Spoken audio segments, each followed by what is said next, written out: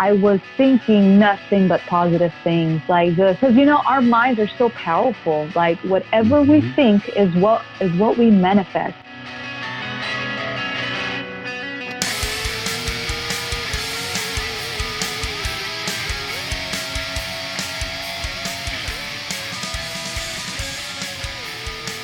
Hello and welcome to the Resiliency Reformation Podcast from Closer to the Whole Resiliency, where I, as your host, Christopher McKinney, along with many great guests, talk to you about living a more resilient lifestyle. If life has you down, I'm here to pick you up, and if you're already up, I'm here to hold you there. So buckle in, hang on, because life's ups and downs are here to stay, but don't worry, because so am I. We have a great show with great people, all who love helping others learn how to be more resilient. So thanks for listening, and I really hope you enjoy this episode, because this was a great episode. This whole episode is basically about taking life by the horns and getting what you want out of it. We talk about manifestation. We talk about overcoming obstacles, how to make it as a singer in Los Angeles. It's such a great conversation, and I'm so excited that you're all here to hear it.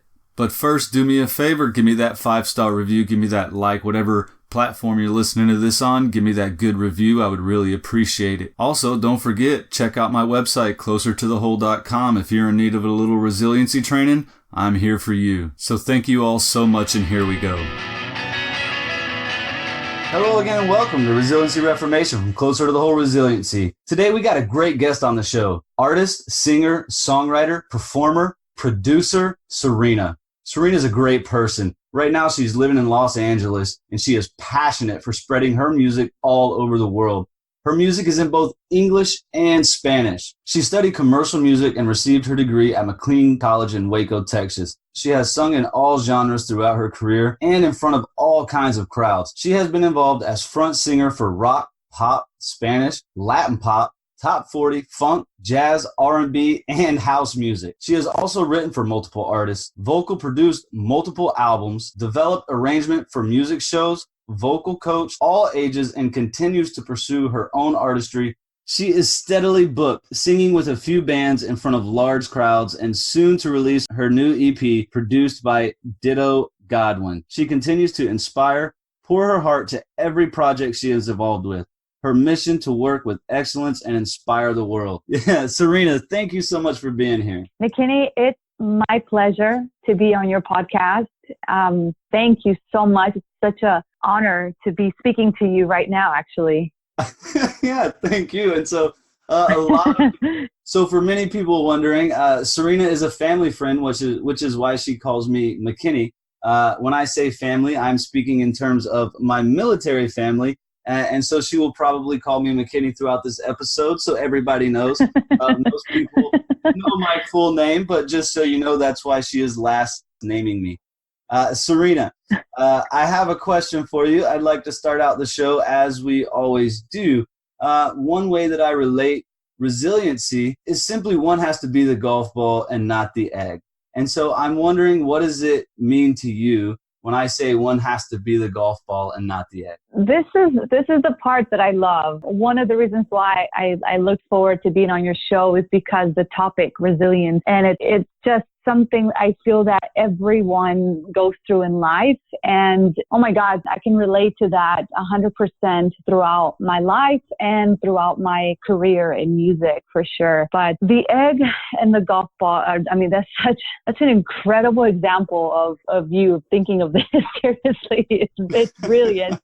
I would say that I feel that when I feel that I'm more of a golf ball is the more that I push myself in all aspects of my life, either if it's like fitness or if it's through practice, networking. I'm building that thick skin, and that when I'm faced with like a tough decision or like a turn that I have to make that takes more time or it takes a little more thought to make, I feel that because of the past experiences, it's built me to be tougher, to think quickly, to think sometimes on the spot, but wisely, and to where, we've all been I feel like we've all been an egg before. all of us, to where we go through a situation in life and we crack and then we get right back up and we're like, okay, that's not going to happen again because I know what to do. I know what to say. I know how to think by either, for me, it's been either by reading a book, by hanging around certain people who are wiser, who are smarter, who are a lot more ahead of me in life, either if it's financially or it's in their careers, they're more advanced. For me, I'm not afraid to ask for help or even afraid to ask for advice, because I mean, the way I see it, I only live this life one time, and it only takes 5 minutes of my day to reach out to someone and be like, okay, I don't want to crack like this again.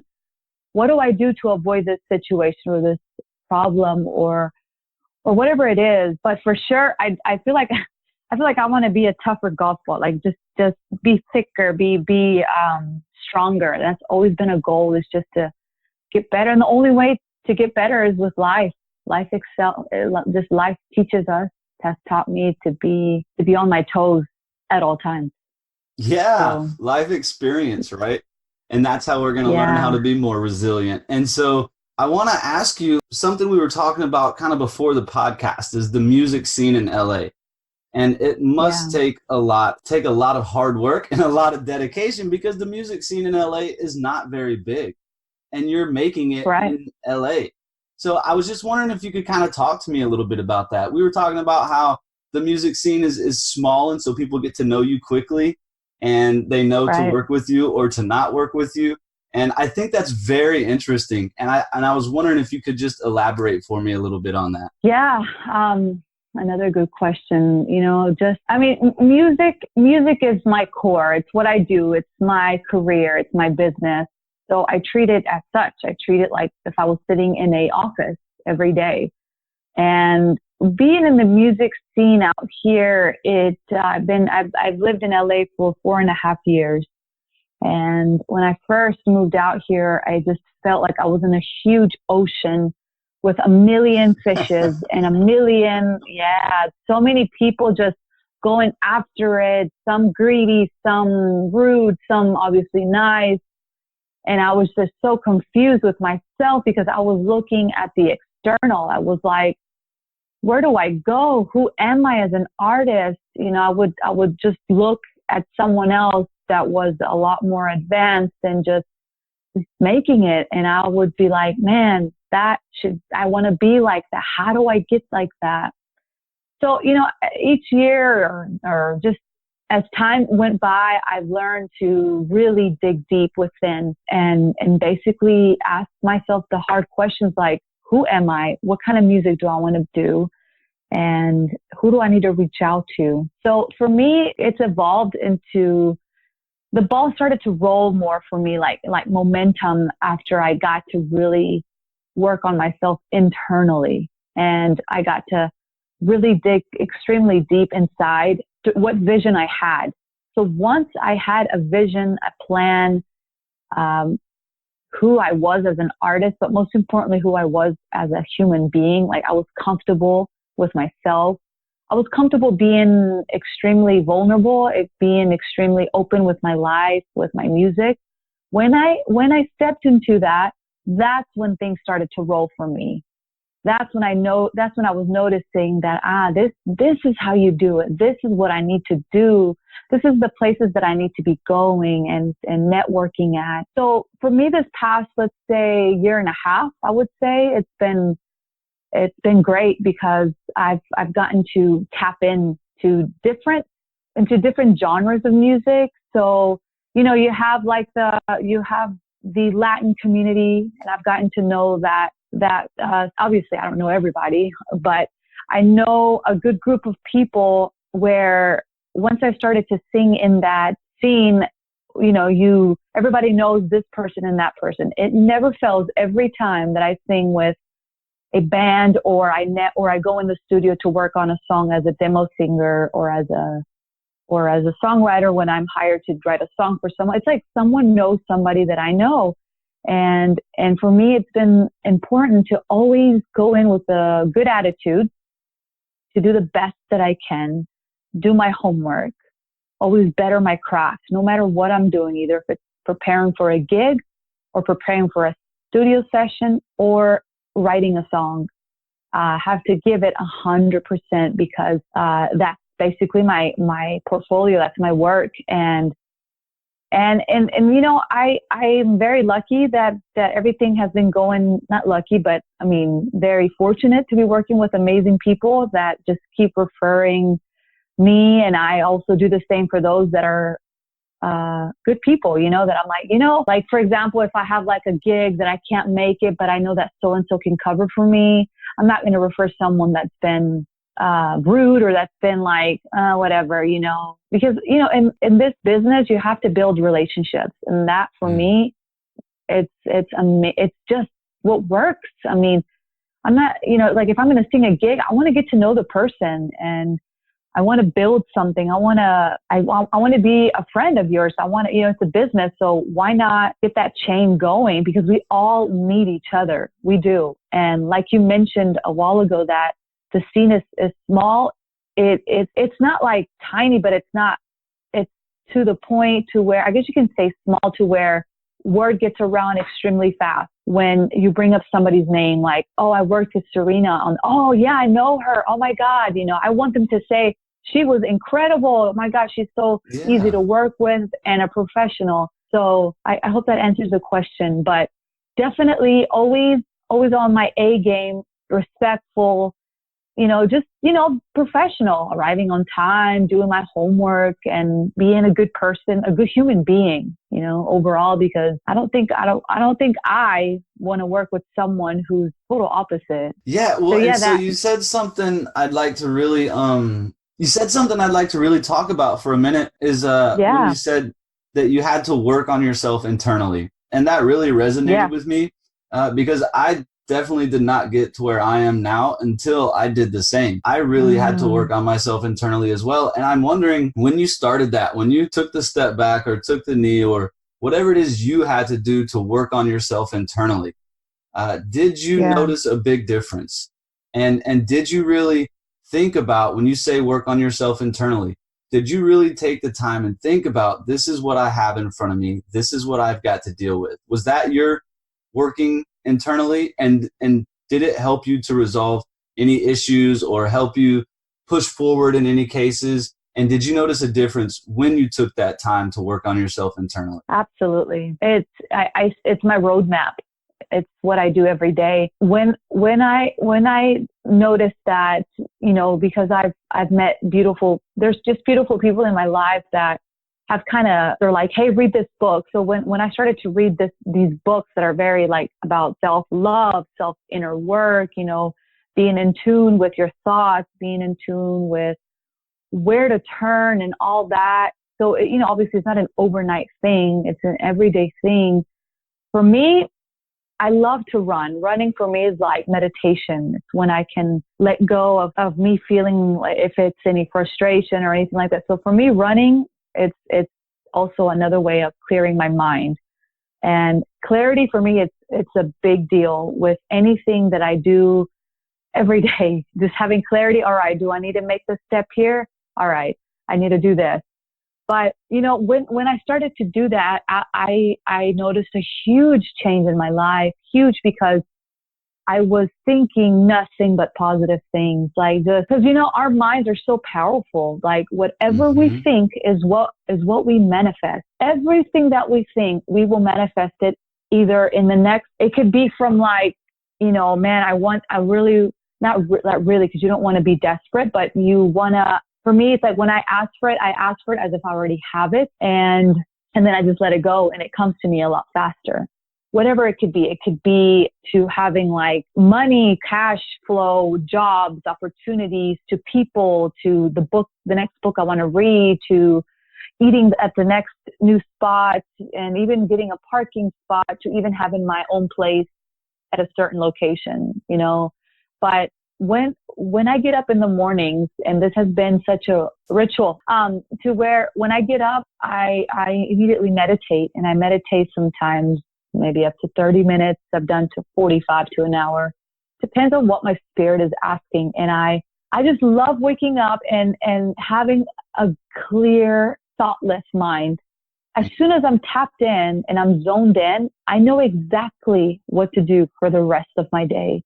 It's so crazy that our minds and our spirit will tell us exactly how to handle things, how my day just flows. And my life ever since that I started doing that has just flowed from one thing to another. Even when I sit and chat and network with people, it's like everything just flows. Even when I walk into a writing session, I walk in, I know what I want, I go in there with a goal and I get it.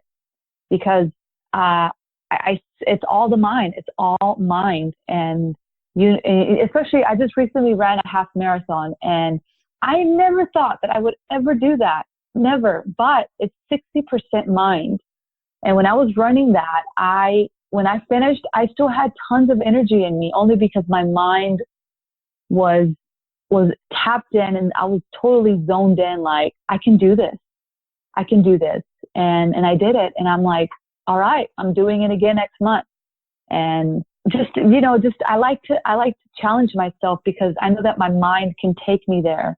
And the only way that I'm going to get there is if I continue to strengthen my mind and have a vision, for sure.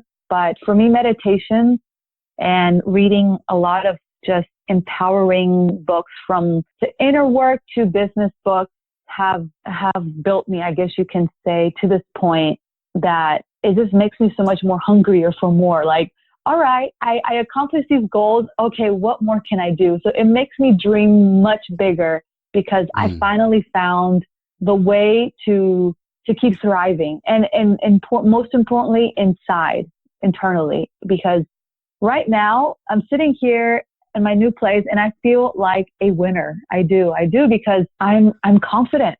I'm confident in how I'm feeling. I'm feeling peaceful. I'm feeling like my next move, whatever it is, it's going to be the right move, only because I'm just, everything within feels good. Everything feels just right. Yeah. But yeah. And actually, manifestation is something I deeply believe in as well. And we could probably do a whole nother episode just on that. but I would like next to time.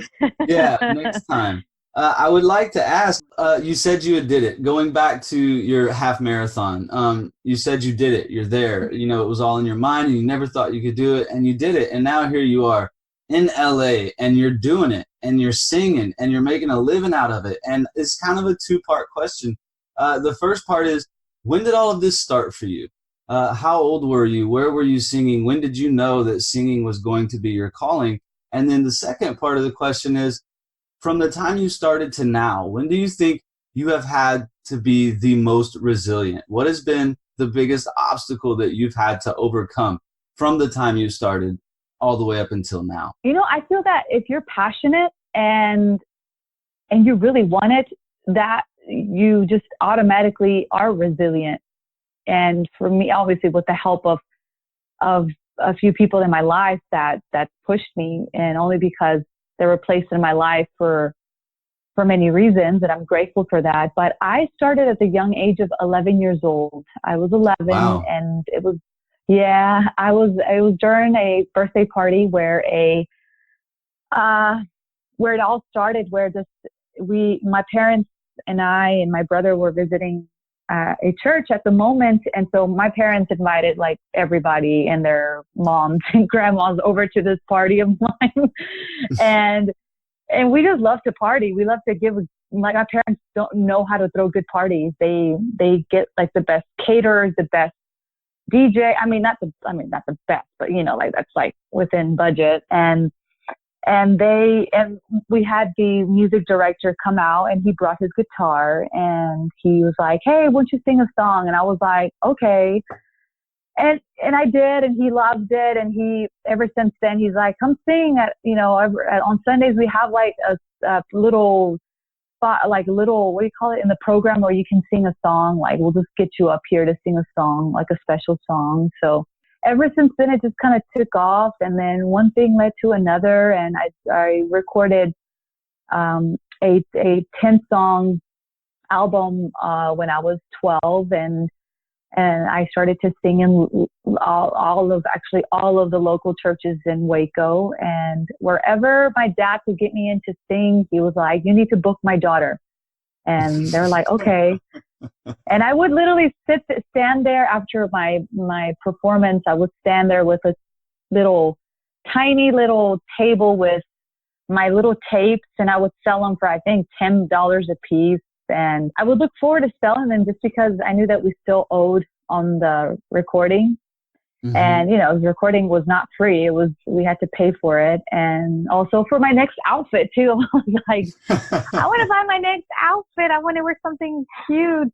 So that was that. And when I was 16, I recorded again, and then just going at it. I was always wanting to learn music. I mean, a song or two, you know, whenever during the week after school, I would always rush, because back then, obviously, we didn't have Spotify or that, or right. We would just buy CDs or tapes, and I would always beg my parents to buy me a CD once a week. And I would come home and I would always scan through each song to see which one I wanted to learn. You know, I never thought of it like, oh, I need to get better. I was just like, I just love to sing, you know, and my dad was the one who was like, you need to get better. You need to, you know, he was the more of like the business, obviously, because I was super young, and I was just thinking like, this is fun. Right. And to where he's like, okay, if you want to make this a career, we need to work on your stage performance. We need to work on how you're going to move your hands and how you're going to walk around, you know, give an actual performance. And I'm grateful that my dad was there for me. And after that, you know, I was in a relationship where my ex was also a huge part of that too, where he helped and in that as well, as far as like, you know, as far as like the performance and just the overall being an artist. And, you know, obviously when I graduated from college, I was more aware of how, of all that, you know, just like, all right, I can't look like this if I'm performing, like, meaning like I have to wear something more showmanship. I have to focus on my technique and my overall package. Like there's so many things that go into it. Like you have to focus on to look like an artist. And when you perform like an artist. So yeah, but for sure, I feel that I can say for sure that I've been resilient and very just going after it. And I just, as an artist, you never stop becoming, you don't stop evolving. Like I've changed so many times. I've changed a lot. Like obviously, because as human beings, we change naturally. So as an artist, I've gone from like rock to heavy rock, mm-hmm. to I've done jazz and just how to sing like that. And then I'm like, gosh, I want to do Spanish. I want to do Latin music, which is what I'm doing now. And it's just what I absolutely love is to sing in Spanish and write in Spanish. And it's just what's working for me right now is that. Yeah. And so going from, and you were born in Texas and you found your way from Texas to Los Angeles. And I lived in Los Angeles for 4 years, and Los Angeles is a busy, busy, busy town. It never stops. Yeah. And something that you said earlier in the podcast that I really wanted to touch on was in regards to your networking and building relationships, because I think that right there, networking and building relationships, especially good, positive, enabling relationships, is something that we all need to do for any job or for anything you're trying to pursue. And I am wondering, in terms of, you know, family and not family, just relationships in general, how big of a part has your relationships played in helping you to get where you are now? Let me see how I want to answer that. I want to say that it's all relationships, you know, just networking. And for me, I love to network. I love to get out there, and if I'm working a gig or whatever, then it just has to come naturally, you know. And I think I'm just an easygoing girl. I feel that it's not hard for me to meet or talk to people just because I can connect somehow with them. I can relate, but for sure relationships, because, you know, it's like either if you go for a cup of coffee for like an hour, or if you're at a gig, you know, I feel like, all right, I need to connect with this person. I like their vibe, what are they up to? You know, where are they playing? You know, and I never push it. I never push myself on people where I'm like, do you need me? I would love to, you know, whatever. Like, I'm just naturally not like that. And I always get resistance when I have done that in the past. I get so much resistance that I push people away when I'm too like on them, like, hey, you need to book us or book me or hey, whatever. I feel like sometimes just showing my presence or following up with them, you know, if they told me like, hey, we want you to sing here, then I follow up and be like, you know, whatever. But I agree, I have to agree with you, relationships for sure. Networking is a huge thing. And people will always remember you because of your good spirit and your good energy, and that I'm not trying to take something from them, that I'm not trying to just be their friend just because I want to take advantage of whatever it is. Yeah. So, yeah. I love how you word that. And this is like the third or fourth time that you've kind of talked about it, is people are going to remember you and because of your good spirit or your good energy. In the beginning, you talked about having positive energy. Around the middle, about maybe 10 minutes ago, you talked about just being a good human being and having positive energy. Do you notice a big difference maybe in your day-to-day? Maybe not all days we wake up with that positive energy, right? But we have to be resilient. Right. And have you noticed a difference with like meditating and running and the other things you do to help you stay resilient? Have you noticed a difference in all of that combined, like kind of helping you to maintain that good vibes, you know, that positive outlook, and when you meet someone, be able to help you put that smile on and actually be genuine? Absolutely. I'm so glad you said that, because for me, it's obviously I don't wake up like, I have my crappy days too, where I wake up and I'm like, I don't feel like getting out of bed today. I don't feel like going here. I don't feel like singing today. I just feel like just staying home. And you know, there's days where I'm like, you know what? I'm giving myself a break today, because, you know, I can do that today and it's okay. Like if I have a gig or some session that's canceled, I'm like, you know, it wants to mess with me, but I'm like, wait a minute, I needed this time off, and I always need to be in a creative, receiving good energy day. I have to. And for me, what works, and I have to stay feeling good, because that's how I receive.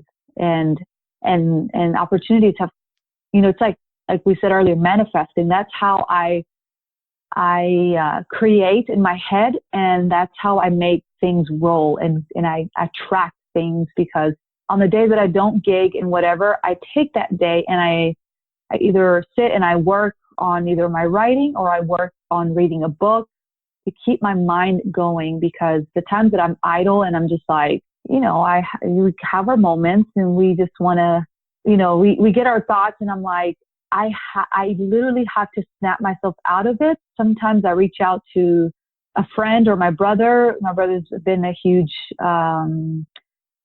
support for me as well. And I tell him like, hey, this is what I'm going through. These are the thoughts that I'm getting. And he immediately will slap me in the face through text. Obviously like, whoa, no. Like, what are you doing? Why are you thinking like that? No, get up, you know, do this, or he gives me the right piece of advice at the moment. Yeah. Or a friend, if I share something with a friend. But sometimes I have those crappy days where I have to reach out to a friend, like, dang, you know, this is what I'm going through. And sometimes I get the energy from either reading a book or I go run. I have to go run. If not every day, every other day, depends, you know, what I have going on for the day. But when I get back and I'm feeling amazing, sometimes I like to write. Actually, every day I write in my journal. So when I write in my journal what I'm feeling, it's an outlet. And, you know, little things like that make a difference. They do, because if I just sit here and like not do anything, and you know, and sometimes that's okay. But when the bad thoughts or the little, you know, like, oh my gosh, you're not doing this, you're not there yet.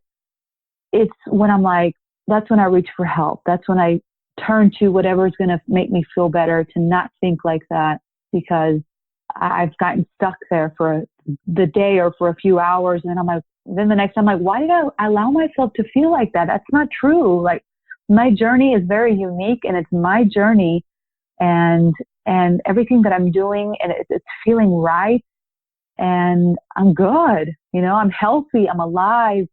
I'm moving a lot faster than what I was a few months ago. Like, I'm going at a good pace. I'm booked. I'm making money, so yeah. Yeah. And so what you're doing right there is something I actually talk about a lot on this show, to help people get through hard times, which is, I call it finding the positives. Just, if you're having a hard time, look at what's good around you. Like you said, you're running, you're alive, you're healthy, you're booked. And speaking of all this stuff, so you write in your journal, you write songs, you run, you network, you sing. There was a bunch of other things that you said you did as well, but it seems to me like you pretty much go nonstop. Does that sound about right? I do. And I told this to my brother the other day. It's so funny you say that, because I'm like, I think the reason why I'm a runner is because I always have to keep moving. Like, I have to keep moving. And when you run, you don't stop. You just go, go, go, go, go, go.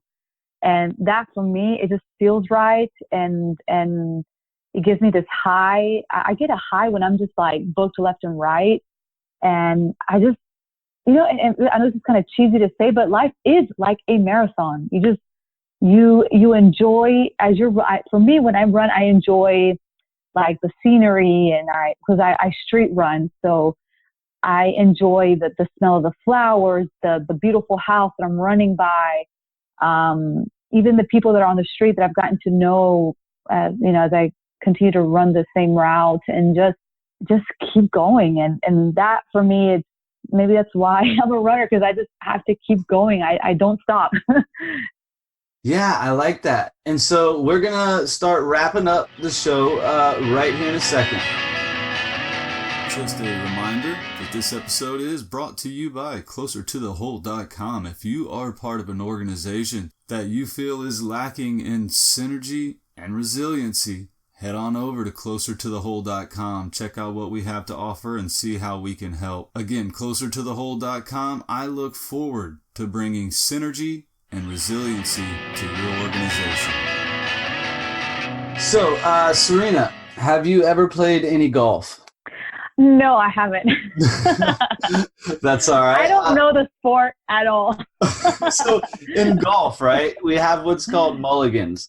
And what a mulligan is a mulligan is when you hit a golf ball and maybe you don't like where the golf ball went, and you just kind of look around, and if nobody's looking, you just drop another golf ball and pretend that never happened, right?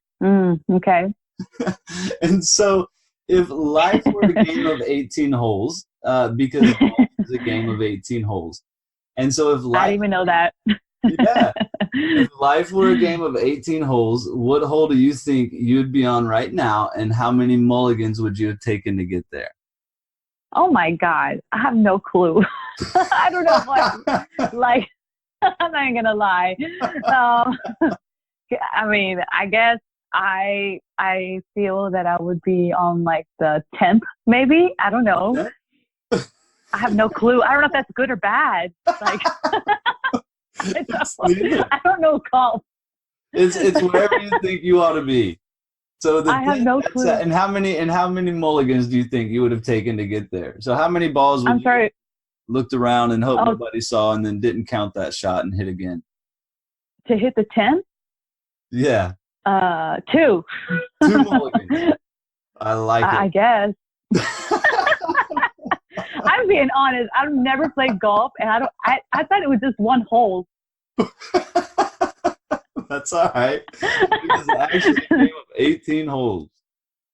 Okay. Oh my God. Okay. Whenever you come to LA, we're all going to go golfing. Okay. Cause I have no clue. I would love to. Yeah. That's me, you, and your brother, and my wife. We're all going to go play some golf. Amazing. I'm sure I'm going to get beat, but it's okay. They'll be fun. Don't worry, because nobody's actually good at golf. You know what I like about golf though is like the actual like big space and the greenery, and so peaceful, and that's it. But you like to see it on TV. Not even. When I see it on TV, I change the channel.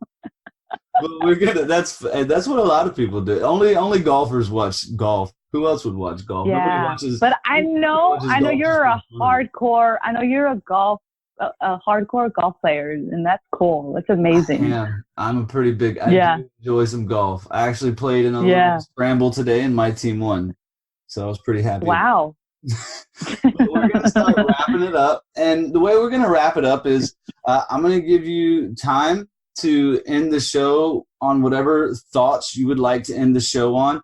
And then I want you to please just tell all of us where we can find you, whatever website, whatever Instagram, whatever Facebook, anywhere that we can find you, feel free, lay it all out there. So the floor is yours. Awesome. Well, first of all, thanks, McKinney, for having me on your podcast. I've looked forward to being here. My brother, I know you and my brother worked together for a good while in the Army, and just I've heard so many amazing things about you. And just when he told me that this was going to be an opportunity, I was like, of course, I'll do it. Of course. It was just an honor. So thank you again for having me, and it's been fun. It's been great to talk about a little bit about my life and how just talking about it makes me feel like, oh my God, like, yeah, everything is possible. Anything that I set my mind to do is possible, and anything that you as a listener, are thinking or wanting to do, or whatever risk you want to take, it's possible. And don't worry, the universe will always catch you. If you fall, it's okay. You're supposed to fall, and you're supposed to learn. That's what life is. And that's what makes life so much more beautiful, is that the route that you take after that fall. It's like, I never thought that it would turn out to be like this. And it's just the fact of just surrendering to your gut, to the flow of life. That's it. So, yeah. Also, you can find me on social media at Sirena Leyenda on Instagram, Facebook, same Sirena Leyenda, Spotify as well. Where else? Twitter. But I'm very active on both Facebook and IG, so I look forward to following you guys back. And just if you join me there, then feel free to leave me a comment, and you get to check out my journey as well. So yeah, yay. Awesome, Sirena. Well, thank you so much again for being on my show. I really do appreciate it. I'm grateful, and I can't wait to have you back on to talk about manifestation. That's a whole nother show we're going to have to get into. I love to. Yeah. Love to. And thank you all so much for listening. Hey, I'm going to have all these links in the description of the podcast, so don't worry if you didn't catch them. They're going to be there. Again, if you want to get a hold of me, it's closertothewhole18@gmail.com, closertothewhole.com, closer to the whole Facebook, closer to the whole Instagram, everything at Closer to the Whole. Thank you all so much, and I hope you have a great day. Bye. Thank you.